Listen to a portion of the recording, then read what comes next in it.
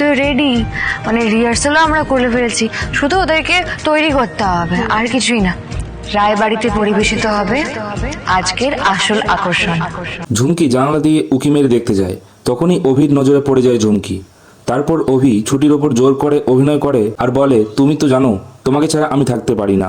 আসলে ঝুমকিকে শোনানোর জন্যই অভি এসব কথা বলে, কিন্তু ছুটি বুঝতে পারে না অভি কেন হঠাৎ এমন আচরণ করছে। আমার কোমরের ব্যথার জন্য আগামী দুদিন যদি আমাকে নিচে থাকতে হয়, তাহলে ছুটি তোমাকেও কিন্তু আমার সাথে থাকতে হবে। ছুটি বলে, এখন তো এখানে কেউ নেই, তাহলে আপনি এমন করছেন কেন? সাবিত্রী দিদি আমাকে ঠিকই বলেছিল ছেলেদের বিশ্বাস করতে নেই। ছুটি বেশি করে চিৎকার করে আর বলে, আপনার হাত কিন্তু এবার আমি কামড়ে দেব। আপনি চুপ করুন। ঝুমকি জানালার পাশে দাঁড়িয়ে আছে, সবকিছু কিন্তু জেনে যাবে এবার। তারপর ঝুমকি জানালার উপর থেকে নিচে ঈশার গায়ের ওপর পড়ে যায়।